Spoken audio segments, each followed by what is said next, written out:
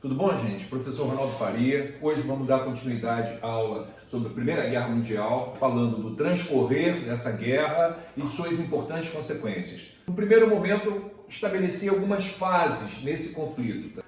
1914, os primeiros movimentos de exércitos.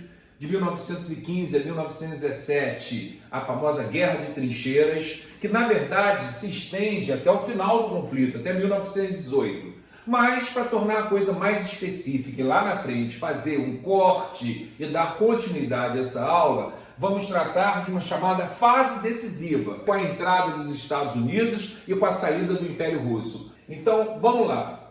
Nesse primeiro momento, 1914, o que se vê, na verdade, é aquele sistema de alianças, né? Tríplice aliança de um lado e tríplice entente da outra, detonando esse processo. Como eu falei na aula anterior, o que seria uma guerra inicialmente regional entre duas nações, no caso Áustria e Sérvia, pelo sistema de alianças formado, isso acaba se transformando numa guerra inicialmente continental, no caso europeia. Esse primeiro ano é quando esse sistema de alianças ele acaba se configurando militarmente. Uma nação declarando guerra a outra e se posicionando militarmente, tá? Devo dizer também que para a galera que fica esperando o professor falar de Primeira Guerra Mundial e Segunda Guerra Mundial, tem uma rapaziada que adora conflito, não vou perder muito tempo, gente, falando das batalhas, porque isso não tem um peso muito grande dentro das provas, dentro dos concursos. Vou tentar ficar mais atento, né, enfatizar mais a relação íntima que essa guerra tem com o desenvolvimento industrial, certo? Os interesses envolvidos nisso aí, e com grande poder de destruição e letalidade que a proximidade com essa revolução industrial acaba trazendo para esse conflito. Então, dentro desse contexto de desenvolvimento industrial, a diplomacia alemã, acreditando na supremacia militar, né, no desenvolvimento tecnológico,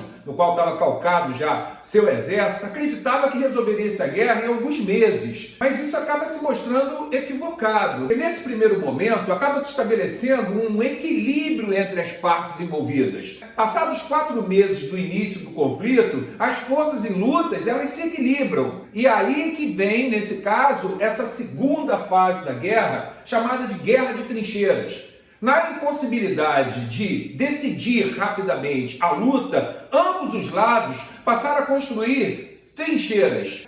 Eu acho que todo mundo sabe o que é uma trincheira, certo? Uma obra militar, normalmente valetas que chegam a estender-se por quilômetros, basicamente linhas paralelas onde esses exércitos se colocavam em confronto. Só que isso acaba estabelecendo uma guerra estática, uma guerra que não se decide, uma guerra que não avança. Eu coloquei aqui para vocês, olha lá, olha a imagem aqui, ó. Soldados entrincheirados, valetas para se posicionar, para se defender dos tiros de canhões, dos tiros de metralhadora. Lembrando, aquilo que já existia anteriormente, que você já vê em escala industrial na Guerra Civil Norte-Americana, nesse momento, no início do século, essa tecnologia vai estar matando mais ainda, destruindo mais ainda. As metralhadoras, os fuzis, os canhões foram aperfeiçoados. Sua capacidade de letalidade está ainda maior. Granadas de mão. Portanto, o bicho está pegando para aquele soldado ali que está na linha de frente. E o desespero desses caras nessa guerra de trincheira era enorme. Porque, como eu falei, era uma guerra que não se decidia. O camarada está ali debaixo de chuva, debaixo de neve. Às vezes ele está vendo um companheiro dele ali se decompondo, rato passeando, comendo. E o tempo passava, o Natal chegava, e o verão chegava, e a primavera chegava, e nada da guerra se decidia. Portanto,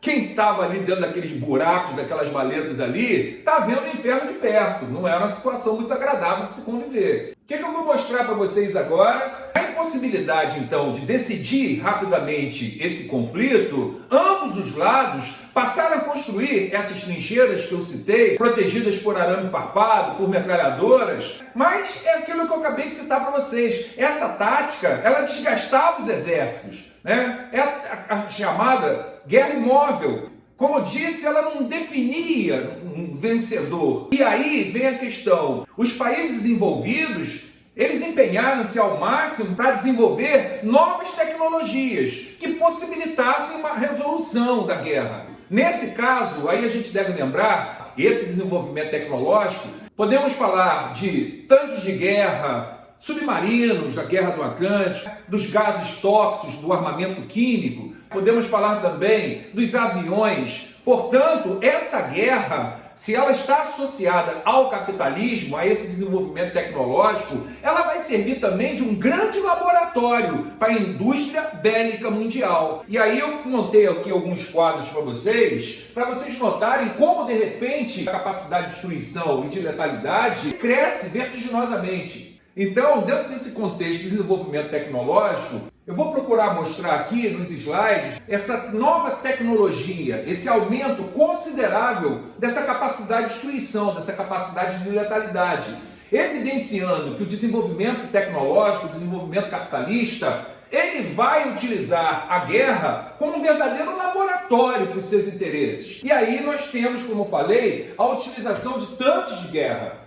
Você tem um instrumento de guerra móvel. Antigamente você tinha um canhão que era movimentado por pessoas, tração animal. Agora não, agora esse canhão está sobre uma esteira, ele é móvel. Portanto, a guerra que era até então estática, ela está ganhando maior mobilidade, uma dinâmica diferente. Esse mostremo de ferro aqui, olha o tamanho desses tanques. Eles traziam canhões, eles traziam metralhadoras. Atrás desse mostremo vai uma tropa de assalto. Nós estamos vendo aqui uma trincheira. Esse canhão ele tem a capacidade de ultrapassar essas trincheiras, de infligir uma perda, um prejuízo muito maior ao lado inimigo. Portanto, a guerra está tomando uma conotação diferente, uma estratégia diferente. Nesse sentido, o tanque é um tremendo avanço tecnológico. Olha lá, se eu falei que o tanque já traz uma dinâmica nova, aumenta consideravelmente esse poder de destruição, como um canhão móvel, uma metralhadora de alto impacto, aqui eu vejo também um fruto da engenharia militar que vai também, assim como o tanque, trazer uma nova dinâmica. A guerra que até então era estática através das trincheiras, com o avião, isso fica para trás, porque esse avião vai ter a capacidade de ultrapassar essas trincheiras, de agredir essas trincheiras. Alguns historiadores falam que o avião não foi usado militarmente na guerra. A própria imagem mostra o contrário. Houve sim. Você tem filmado algumas batalhas aéreas. Você tem o exemplo do Barão Richthofen, o famoso Barão Vermelho, um as da aviação alemã, e que comprova, portanto, a importante utilização dessa arma de guerra. E é impressionante você usar o avião como exemplo desse desenvolvimento tecnológico, se você lembrar que no início do século XX, Santos Dumont, ele primeiro faz festa quando consegue voar num balão dirigível. Ele faz festa quando consegue tirar por alguns metros de distância, alguns metros de altura, o 14 bis, voando sem ser uma catapulta como os irmãos Wright, certo? Um avião mais pesado que se eleva no ar.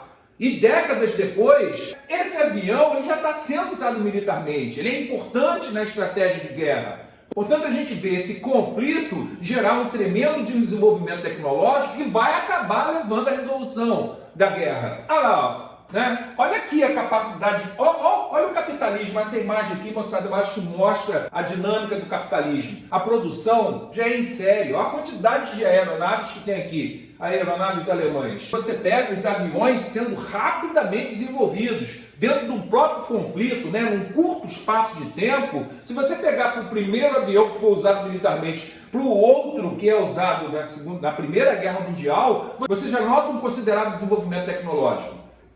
Vamos para outro. Olha lá, o tanque está na terra, o avião obviamente está no ar, então vamos levar tecnologia para os mares. E aí você pega a Alemanha usando uma tecnologia nova até então. Nem tão nova assim, porque uma tentativa de usar o submarino militarmente já foi feita no século XIX durante a Guerra Civil por parte dos sulistas, para furar o bloqueio naval imposto pelos nortistas.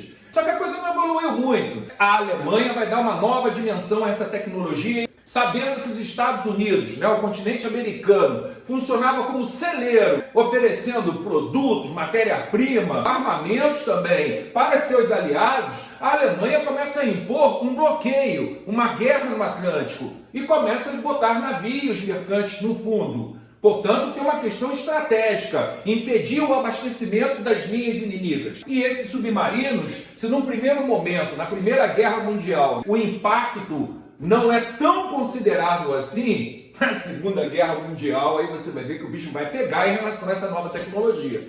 e mostrando também que eles não estavam de brincadeira. O que vem aqui? Deixa eu voltar, que dei mole aqui. Olha lá, olha o que vem depois. Até o coitado dos burros usavam máscara contra gases.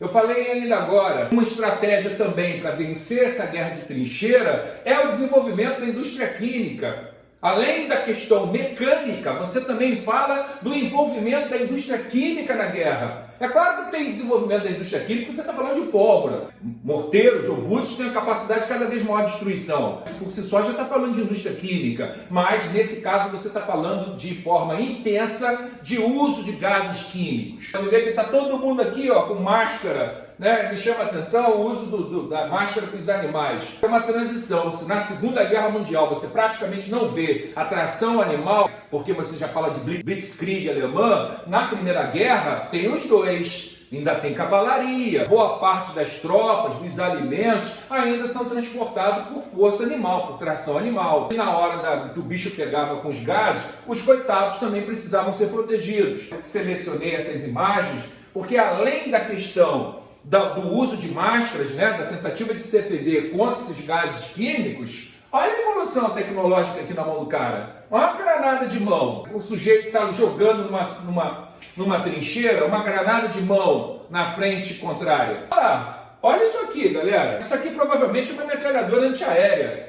Olha o calibre dessa metralhadora. Olha aqui, cara. Olha o pente de munição dessa metralhadora. Olha o desenvolvimento tecnológico que já está envolvido nesse tipo de armamento. Isso chama atenção, sem dúvida nenhuma. Olha isso aqui, moçada. Olha o poder de destruição dessa metralhadora. Essa metralhadora deveria cortar alguém ao meio. Então, a primeira coisa que eu queria salientar, né, que eu queria chamar a atenção, é exatamente essa rápida capacidade de destruição, de letalidade, que essa imobilidade inicial trazida pela guerra de trincheiras faz com que as partes envolvidas corram alucinadamente atrás. Desenvolver tecnologia significa uma maior possibilidade de resolver esse conflito que já se arrastava de acordo com os seus interesses. Então, no primeiro momento dessa fase de trincheiras, vamos ficar por aqui. E na próxima aula nós falaremos da chamada fase decisiva. Lembra que eu falei para vocês? Na verdade, a guerra de trincheira ela se estende até 1918, mas pensando numa futura divisão da aula, eu estabeleci um marco em 1917 com a entrada dos Estados Unidos no conflito